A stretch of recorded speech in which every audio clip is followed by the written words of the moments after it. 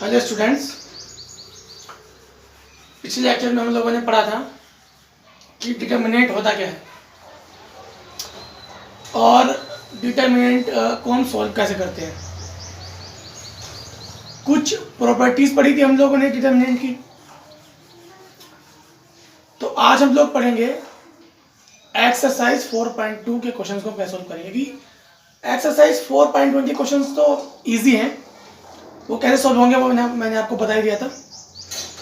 तो आज हम लोग पढ़ेंगे एक्सरसाइज 4.2 के क्वेश्चन को कैसे सॉल्व करेंगे, क्योंकि एक्सरसाइज 4.2 जो है बेटा वो थोड़ी एडवांस लेवल के क्वेश्चन है उसमें, तो उसको हम सॉल्व करेंगे। उससे पहले मैं आपको दो चीज़ें रिमाइंड करा दूं जो मैंने आपको लास्ट लेक्चर में बताई थी कि अगर किसी भी determinant in any determinant 2 rows or 2 columns are equal, then value of that determinant is 0। यानी अगर किसी भी डिटर्मिनेंट में 2 कॉलम या 2 रो इक्वल हो जाती हैं तो उसकी वैल्यू 0 हो जाती है, या अगर किसी भी डिटर्मिनेंट में 1 कॉलम या 1 रो 0 हो जाती है, कितनी हो जाती है बेटा 0, तब भी उसकी वैल्यू 0 हो जाती है। तो मैं आपको एक छोटी सी चीज बताना चाह रहा हूं।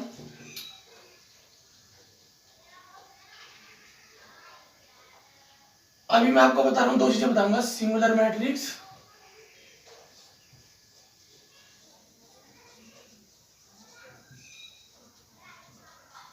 और नॉन सिंगुलर मैट्रिक्स।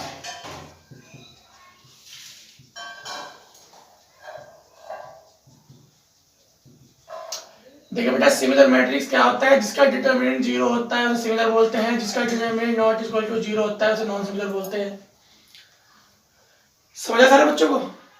जिस मैट्रिक्स का डिटरमिनेंट 0 होता है उसे सिमिलर बोलते हैं, और जिस मैट्रिक्स का डिटरमिनेंट नॉट इक्वल टू 0 होता है उसे नॉन सिमिलर बोलते हैं। क्या बोलते हैं बेटा?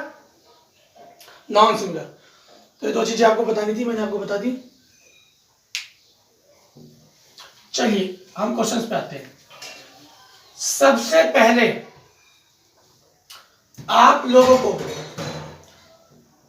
एक्सरसाइज 4.2 में क्वेश्चंस मिलेंगे कि विदाउट एक्सपेंड आप लोग डिटरमिनेंट को कैसे सॉल्व करेंगे। चलिए हम लोग एक क्वेश्चन लेते हैं। सबसे पहले आपको इसी तरीके के क्वेश्चन मिलेंगे। एक क्वेश्चन लेते हैं।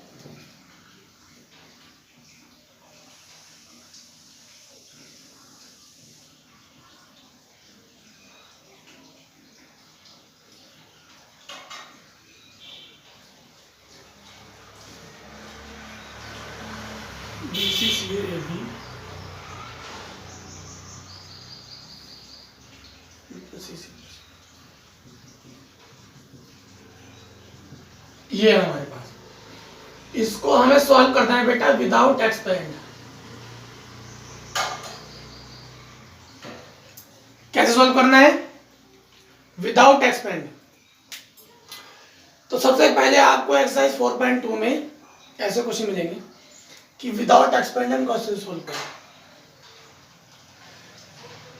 तो इसके लिए हम यूज करेंगे डिटरमिनेंट की प्रॉपर्टीज का, डिटरमिनेंट की प्रॉपर्टीज का और एलिमेंट्री ऑपरेशंस का। बेटा एक बात याद रखना, जैसे एलिमेंट्री ऑपरेशंस का यूज मैट्रिक्स में होता है, सेम इसी तरह एलिमेंट्री ऑपरेशन का यूज डिटरमिनेंट में भी होता है। समझ रहे बच्चों क्या कह रहा हूं मैं? कि जिस तरीके से एलिमेंट्री ऑपरेशंस का यूज मैट्रिक्स में होता है, सेम उसी तरीके से एलिमेंट्री ऑपरेशंस का यूज डिटरमिनेंट में भी होता है। और मैंने आप लोगों को एक चीज कल भी बताई थी कि अगर हम किसी भी डिटरमिनेंट के 2 रो या कॉलम को आपस में इंटरचेंज करते हैं तो डिटरमिनेंट के आगे माइनस लग जाता है। क्या लग जाता है? माइनस। जैसे सपोज एक डिटरमिनेंट है, तो अगर हम डिटर्मिनेंट के किसी भी 2 रोज और 2 कॉलम्स को इंटरचेंज कर रहे हैं, जैसे डी ई एफ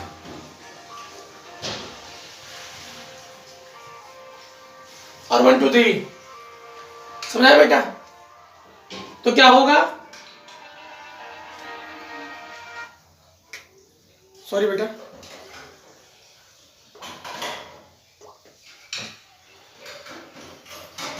मैंने अभी अभी आपको क्या बताया कि अगर हम डिटर्मिनेंट के किसी भी 2 रोज या 2 कॉलम को इंटरचेंज करेंगे, जैसे मैंने इसके प्लेस पे ये कर दिया, इसके प्लेस पे कर दिया, इंटरचेंज कर दिया, तो मैंने क्या बताया था, कल भी बताया था कि डिटर्मिनेंट के आगे माइनस लग जाता है। क्या लग जाता है?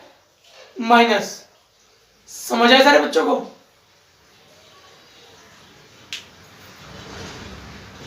याद रखिएगा जो प्रॉपर्टीज मैंने बताई। और मैं बार बार बता रहा हूँ कि एलिमेंट्री ऑपरेशन का यूज उसी तरीके से होता है जैसे मैट्रिक्स में होता है, तो हम इसको विदाउट एक्सपेंड सोल्व करेंगे। एक बात याद रखिएगा बेटा कि डिटर्मिनेंट एक अरेंजमेंट है और ये एक नंबर है। सपोज एक नंबर 2 है, मैंने उसकी मल्टीप्लाई 3 से कर दी, तो बेटा 3 से डिवाइड भी करना पड़ता है, इतना आप लोगों को याद होगा, पता है ना? पता है, क्योंकि हम हमेशा जब भी क्वेश्चन सॉल्व करते हैं जिससे मल्टीप्लाई करते हैं उससे डिवाइड भी करते हैं, जितना ऐड करते हैं उतना सबट्रैक्ट भी करते हैं। नंबर्स में ही होता है। तो डिटर्मिनेंट भी बेटा एक नंबर है, तो अगर हम डिटर्मिनेंट में किसी चीज की मल्टीप्लाई करेंगे तो उतने से डिवाइड भी करेंगे, और अगर किसी से डिवाइड करेंगे तो उतने से मल्टीप्लाई भी करेंगे। आई सारी बात समझे सारे बच्चों को? सेकंड, हम लोग डिटर्मिनेंट में से कॉमन ले सकते हैं कोई भी नंबर। हम डिटर्मिनेंट के हर एवरी रो और एवरी कॉलम में से जो चीज कॉमन आ रही है वो कॉमन ले सकते हैं, क्योंकि याद रखिएगा बेटा ये एक नंबर है, ये एक एक्सप्रेशन है। अगर मेरे पास ये लिख दिया तो मैं इसमें से एक्स कॉमन ले सकता हूं ना।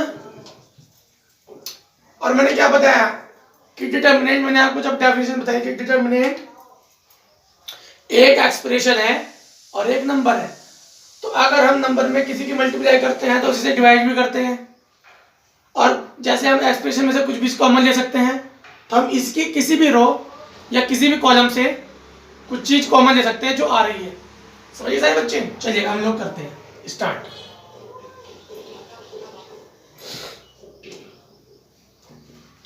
एक प्रॉपर्टी और समझाए बेटा, अगर एक डिटर्मिनेंट है उसकी मल्टीप्लाई के से रखी, के कोई कांस्टेंट है, क्या है? कांस्टेंट। तो अगर मैं के को बाहर कॉमन लेता हूं तो के की पावर n कॉमन आती है। क्या कॉमन आती है? के की पावर। समझ गया ध्यान से? अगर के ए लिखा है, यानी अगर ए कोई डिटर्मिनेंट है उसके एवरी एलिमेंट की मल्टीप्लाई के से हो रखी है, और अगर मैं के कॉमन लूंगा तो के की पावर n बार आता है। फॉर एग्जाम्पल अगर यहाँ 3 क्रॉस 3 लिखा होता तो कितना बार आता? के की पावर 3। समझ गए सारे बच्चे? चलिए तो चलिएगा विदाउट एक्सपेंड सोल्व करेंगे। एक्सपेंड आप सब पे करना आता है, हम एक्सपेंड करके सोल्व कर सकते हैं, लेकिन यहाँ पर हमने विदाउट एक्सपेंड सोल्व करना है, एक्सपेंड करना है नहीं। It means we will use the property of determinant. चलिएगा, तो मैं क्या कर रहा हूं, मैं R1 की मल्टीप्लाई कर रहा हूं A से, R2 की मल्टीप्लाई कर रहा हूं B से, और R3 की मल्टीप्लाई कर रहा हूं C से। चलिए बेटा कर देते हैं। R1 की मल्टीप्लाई A से, A B square C square, ABC AB plus AC। R2 की मल्टीप्लाई B से, B C square A square, B C A B C plus A B. R3 की सी से, A square B square C, A B C A C plus B C. समझा है बच्चों को? अभी मैंने आपसे एक चीज बताई थी कि अगर हम किसी नंबर में किसी चीज की मल्टीप्लाई करते हैं अगर हम किसी नंबर में किसी नंबर की मल्टीप्लाई करते हैं, किसी कांस्टेंट की मल्टीप्लाई करते हैं, तो उतने से डिवाइड भी करते हैं। मैंने ए की मल्टीप्लाई की तो ए से डिवाइड भी करूंगा, बी की मल्टीप्लाई की बी से डिवाइड भी करूंगा, सी की मल्टीप्लाई की सी से डिवाइड भी करूंगा। समझा सारे बच्चों को? उसके बाद ये बन गया बेटा 1/ABC। मैंने अभी भी आपको एक बताया था कि हम डिटर्मिनेंट में किसी भी रो या कॉलम से कॉमन ले सकते हैं, जो भी नंबर आ रहा है।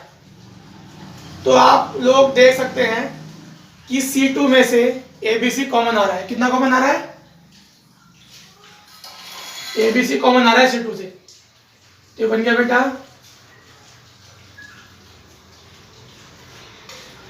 देखिए सारे बच्चे ध्यान से, C2 से ABC कॉमन आ रहा है और C1 से भी ABC कॉमन आ रहा है। ध्यान से देखिए, देखो ABC यहाँ से भी कॉमन आ रहा है और ABC C1 से भी कॉमन आ रहा है। तो बेटा इसकी पावर 2 कॉमन आ जाएगी। यहाँ कितना बचेगा बेटा? यहाँ बचेगा BC, यहाँ बचेगा बेटा AC और यहाँ बचेगा बेटा AB।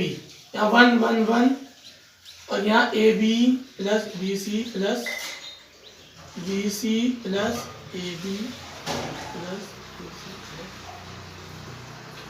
सारे बच्चे ध्यान से देखिएगा, इस C2 में से ABC कॉमन आया, C1 में से ABC कॉमन आया, 2 ABC कॉमन आ गए ना, बाहर आके इंटू में हो जाएंगे, क्योंकि जो कॉमन आएगा बाहर आके इंटू में होगा, तो ABC की पावर 2 हो जाएगी। समझाया बेटा? Cancel out ABC। अब मैं क्या कर रहा हूं बेटा? मैं कर रहा हूं R3 imply R3 plus R1। अब मैं कर रहा हूं R3 imply R3 plus R1 में कर रहा हूं। चलिएगा,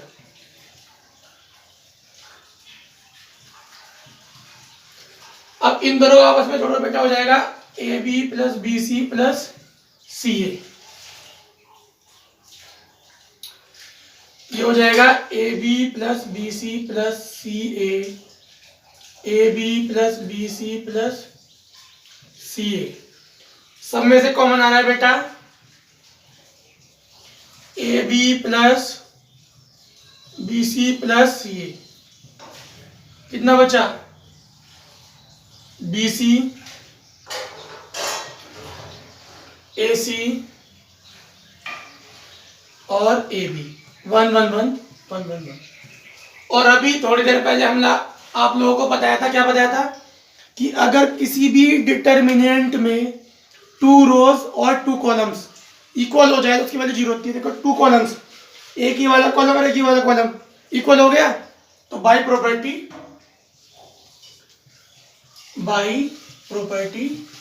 क्या हो जाएगा? इसकी वैल्यू कितनी हो जाएगी बेटा? 0। कितनी हो जाएगी बेटा इसकी वैल्यू? 0। समझ आया सबको? चलिए बेटा बहुत इजी क्वेश्चंस हैं।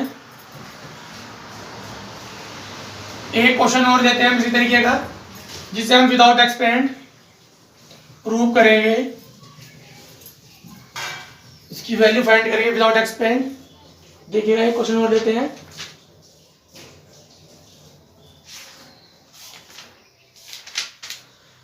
एक क्वेश्चन और, चलिए एक क्वेश्चन और देते हैं बेटा।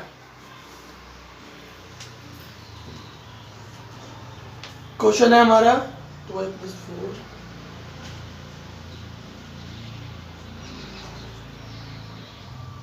4 6। बेटा सब आपकी बुक के क्वेश्चन है एनसीईआरटी के, मैं बाहर के क्वेश्चन नहीं ले रहा हूँ, एनसीईआरटी के क्वेश्चन ले रहा हूँ ताकि आप लोगों को हेल्प हो।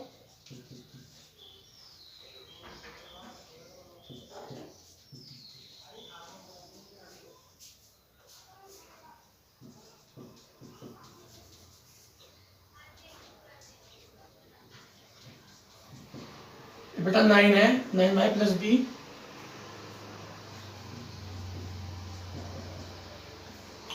और कुछ नहीं का बेटा? जी हाँ, चलिएगा इसने दिया है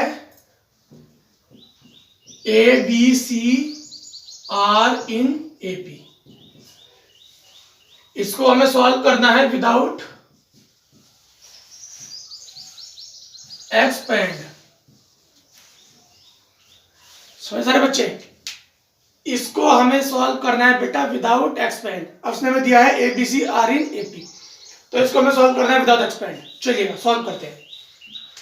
तो एक काम करते हैं बेटा, मैं क्या कर रहा हूं, R2 इंप्लाई 2R2, R2 की मल्टीप्लाई 2 से कर रहा हूं।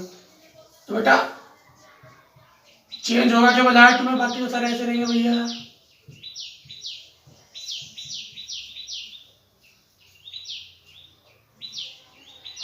इसकी मल्टीप्लाई 2 से कर दो, 2 3 6y प्लस 10, 12y प्लस 16 और 18y प्लस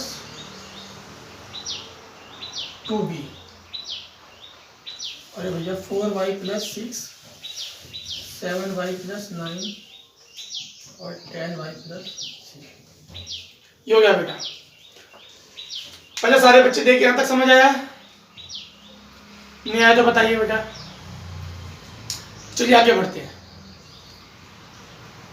अब हम लोग क्या करेंगे, देखिए बेटा थोड़ा दिमाग का यूज करना है। एलिमेंट्री ऑपरेशन ऐसे लगाने हैं, विदाउट एक्सपेंड प्रूव करना है। एलिमेंट्री ऑपरेशन तो हमें लगाने पड़ेंगे, अगर हम एक्सपेंड करेंगे तब भी और ना करें तब भी। लेकिन जब हमें एक्सपेंड नहीं करना तो हम लोगों को एलिमेंट्री ऑपरेशन इस तरीके से लगाने पड़ेंगे कि हमारी या तो एक रो जीरो बन जाए या 2 रोज या 2 कॉलम इक्वल आ जाए, तभी जीरो बनेगा। तो चलिएगा बेटा करते हैं। अब मैं प्रॉपर्टी लगा रहा हूं, सारे बच्चे ध्यान से देखिएगा।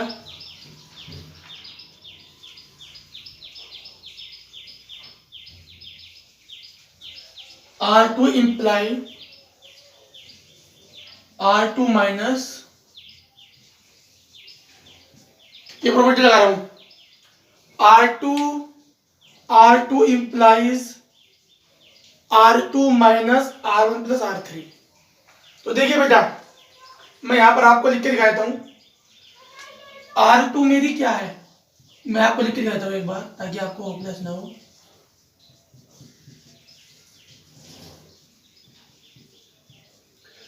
अब मुझे करना R2 में से घटाना है R1 प्लस R3, तो R1 प्लस R3 पहले कर लो।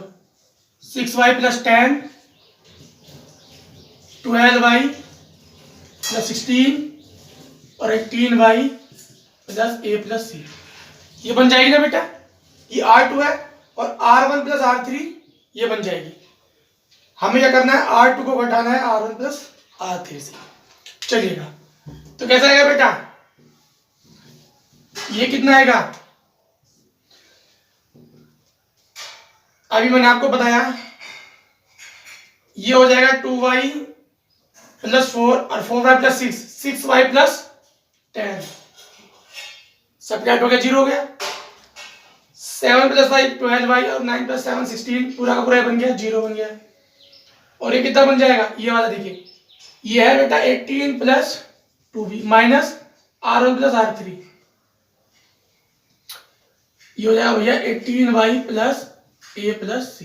तो भैया कितना हो जाएगा जिसको घटाएंगे, तो हो जाएगा 2b minus a plus c। ये हो जाएगा, समझ रहे बच्चों को? बाकी सब कुछ एज इट इज रहेगा।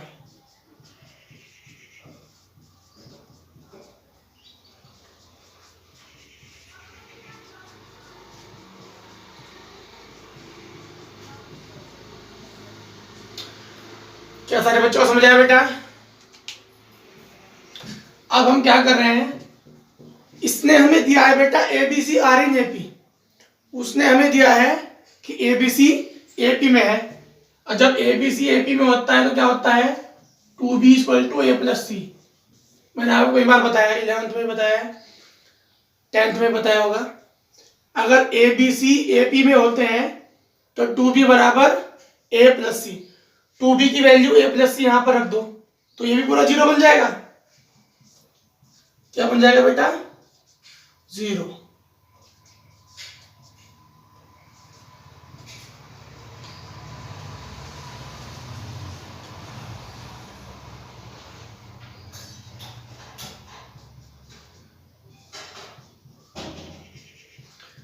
आपको लिखना पड़ेगा सिंस 2b बराबर a प्लस सी। तो बेटा 0 बन गया। और मैंने आप लोगों को पहली प्रॉपर्टी बताई थी कि अगर किसी भी डिटर्मिनेंट में आइदर वन रो और one column equal to 0 then value of that determinant is 0। इसकी वैल्यू क्या हो जाएगी? 0। समझ आया क्या सबको? देख लीजिए, नहीं आया तो बता दीजिएगा, मैं आपको व्हाट्सएप पे सॉल्व करके भेज दूंगा। जिस क्वेश्चन में डाउट होगा मैं व्हाट्सएप पे आपको सॉल्व करके भेज दूंगा।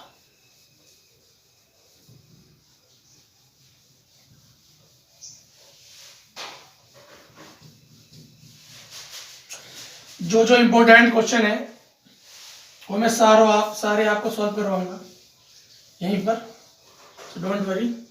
नेक्स्ट क्वेश्चन लिखते हैं। चलिए भैया नेक्स्ट क्वेश्चन लिखते हैं, जो कि बहुत ज्यादा इंपॉर्टेंट है, आपके यहाँ कई बार आया है।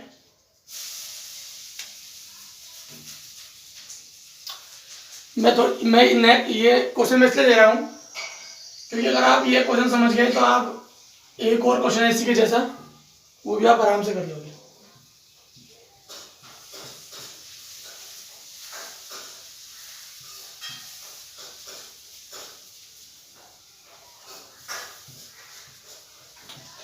देखिए बेटा, जब भी हम डिटर्मिनेंट को सॉल्व करें ना, जब भी, तो कोशिश क्या करो वन बनाने की। किसकी? वन। क्योंकि जितने ज्यादा वन होंगे ना डिटरमिनेंट के अंदर, एलिमेंट्री ऑपरेशन से हम उसको 0 बना देंगे। क्या बताया मैंने? कि जब भी हम लोग डिटरमिनेंट सॉल्व करेंगे तो कोशिश करेंगे कि डिटरमिनेंट के अंदर एज मच एज, जितने भी आप चाहो उतने वन बनाओ, जितने बना सकते हो, क्योंकि वन बनने के बाद हमारा डिटरमिनेंट इजी पड़ जाता है, क्योंकि हम उस वन को 0 में इजीली कन्वर्ट कर सकते हैं। तो मैंने अभी आप सबको बताया था कि हम हर कॉलम में से या रो में से जो चीज कॉमन आ रही है वो ले सकते हैं। तो देखिए, आप देखिए, इस सब में से x कॉमन आ रहा है, इस सब में से y, इस सब में से x कॉमन आ गया, y कॉमन आ गया, z कॉमन आ गया। कितना हो गया बेटा? 1 x square, 1 y square, 1 z, ये सब आ गया बेटा। तो मैंने क्या कहा था आपको? जितने वन बना सको उतने बना दो। तो मैंने बना दिए वन। अब मैं क्या कर रहा हूं? अब मैं एलिमेंट्री ऑपरेशन लगा रहा हूं। देखिए कौन कौन से लगा रहा हूं। R2 imply R2 minus R1, R3 imply R3 minus R1।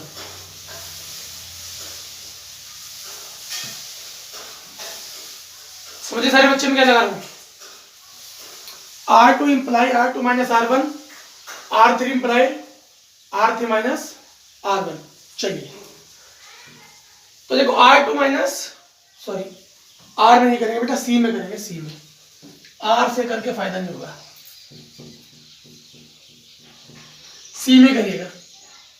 C2 imply C2 minus C1 और C3 imply C3 minus C1, ये लगाइए।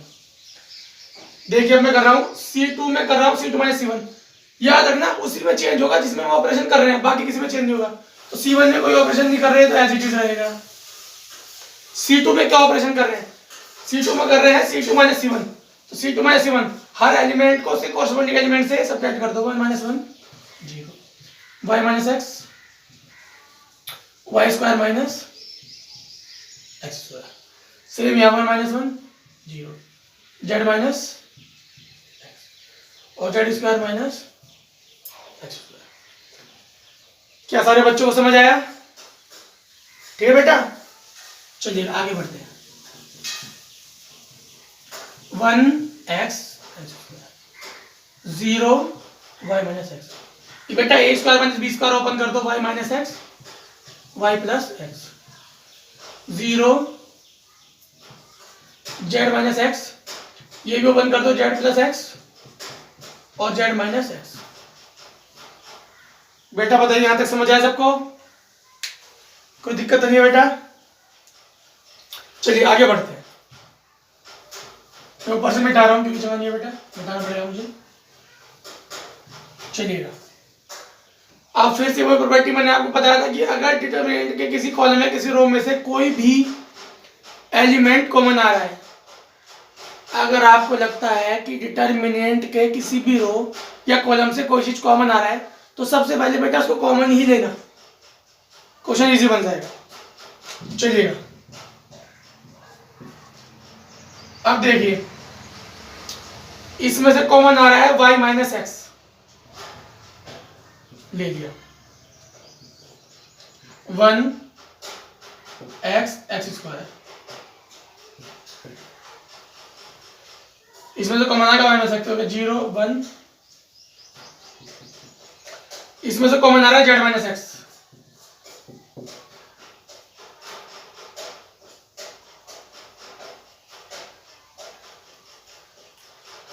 तो जाएगा बेटा 0 1। समझा सारे बच्चों को?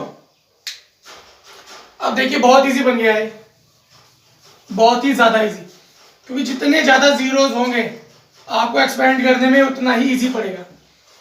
जितने ज्यादा जीरोस होंगे एक्सपेंड करने में उतना ही इजी पड़ेगा। तो मैं इसको R1 के रेस्पेक्ट में एक्सपेंड कर रहा हूं। किसके रेस्पेक्ट में? R1 के।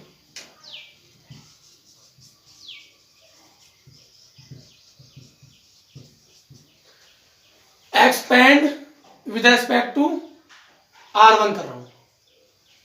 चलिएगा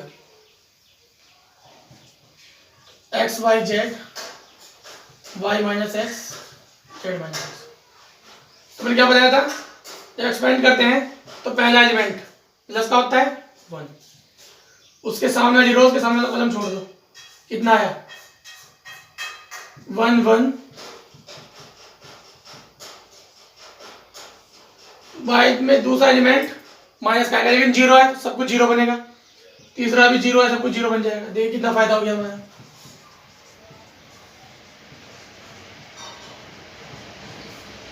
क्रॉस मल्टीप्लाई कर दीजिएगा, जेड प्लस एक्स और माइनस वाई माइनस एक्स।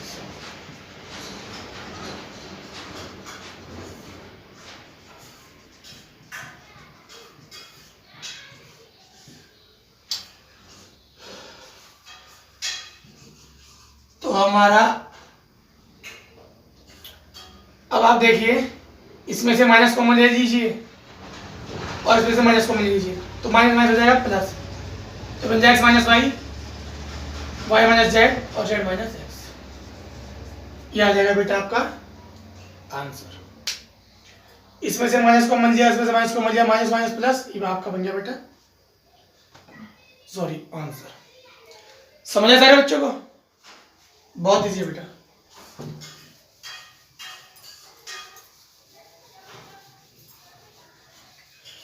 चलिए एक क्वेश्चन और देते हैं हम लोग। मैं सारे इंपॉर्टेंट क्वेश्चन लेके चलूंगा, जो जो आप लोगों के लिए इंपॉर्टेंट है मैं खुद उसको लेके चलूंगा।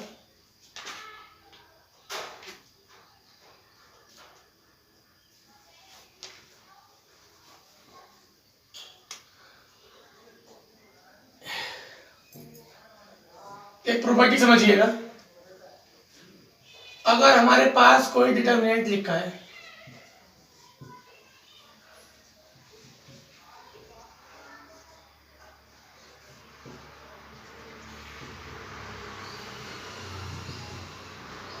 अगर कोई रो या कॉलम एडिशन में लिखा है, क्या बताया बेटा मैंने, अगर कोई रो या कॉलम एडिशन में लिखा है तो हम क्या कर सकते हैं, उन दोनों कॉलम को अलग अलग लिख सकते हैं ऐसे, और प्लस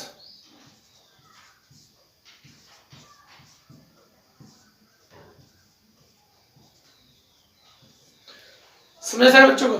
अगर रो होगी तो भी इसी तरीके से लिख सकते हैं और कॉलम होगा तो भी इसी तरीके से लिख सकते हैं।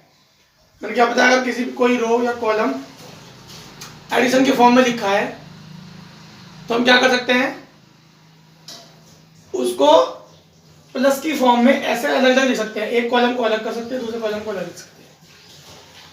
समझा सारे बच्चों को? चलिए अब मैं एक एग्जाम्पल लेता हूं इसी तरीके का, बहुत इजी है।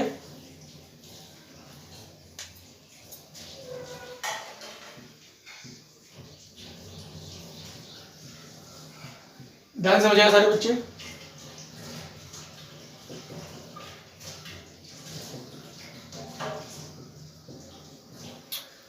तो मैंने अभी आपको बताया, तो आप इसको कैसे लिख सकते हैं, आप इसको लिख सकते हैं अलग अलग करके, एक कॉलम अलग कर लो, फिर प्लस दूसरा कॉलम अलग कर लो।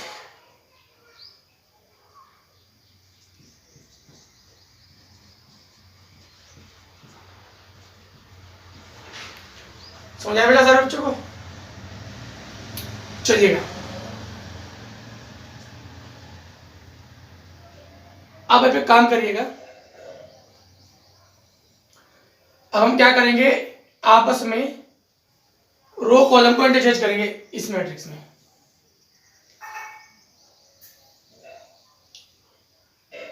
अब हम इस मैट्रिक्स में रो कॉलम को इंटरचेंज करेंगे। तो सपोज देखो मैं इसको इंटरचेंज कर रहा हूं, इसको यहां पर ला रहा हूं और इसको यहां पर ले जा रहा हूं, जगह 1 1 1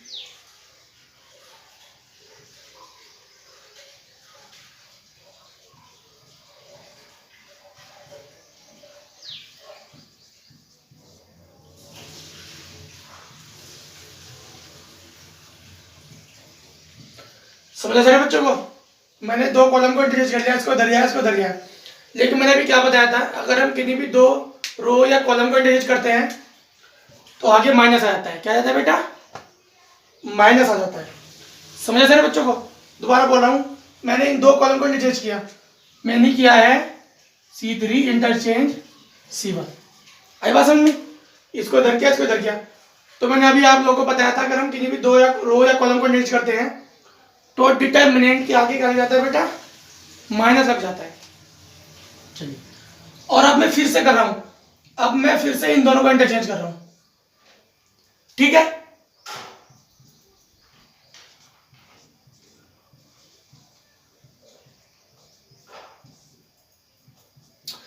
तो बेटा जब इन दोनों को इंटरचेंज करूंगा, एक माइनस ऑलरेडी है, एक माइनस हो रहेगा तो प्लस बन जाएगा। क्या बन जाएगा? प्लस। और इन सब में से एक्स कॉमन, वाई कॉमन, पहली रो में से एक्स कॉमन, दूसरी रो में से वाई कॉमन, तीसरी रो में से जेड कॉमन। तो 1x x square, 1y y square, 1z z square.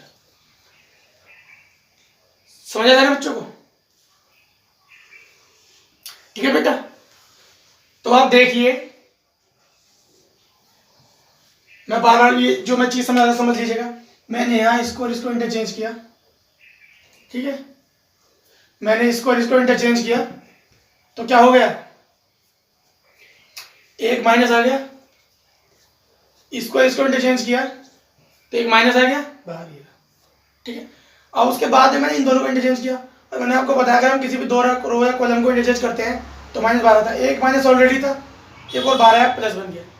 समझ आ रहा है बच्चों को? चलिएगा, और ये मैंने अभी अभी आपको सॉल्व करवाया है, बिल्कुल रिसेंटली सॉल्व करवाया है। इसकी वैल्यू और इसकी वैल्यू सेम ही होगी ना, ये और ये सेम है तो कॉमन हो जाएगा। ये कॉमन आ गया बेटा, 1x x square, 1y y square, 1z z square, bracket में बचा 1 प्लस एक्स वाई जेड। और इसकी वैल्यू मैंने अभी अभी आपको प्रूव करवाई है, अभी अभी क्या प्रूव करवाई है? x minus y, y minus z, z minus x, और ब्रैकेट में 1 प्लस एक्स प्लस वाई। समझा सारे बच्चों को? इजी है बेटा, कर लोगे? ठीक है, बाकी हम लोग कल पढ़ते हैं। और जो इंपॉर्टेंट क्वेश्चन होंगे 4.2 के 3-4 मैंने आज करा दिए, और जो 3-4 क्वेश्चन होंगे इंपॉर्टेंट वो मैं कल खत्म करा दूंगा, ठीक है बेटा? बाकी आप लोग घर करिएगा आराम से, और कोई डाउट होगा तो मुझसे पूछ लीजिएगा, ठीक है बेटा? ओके।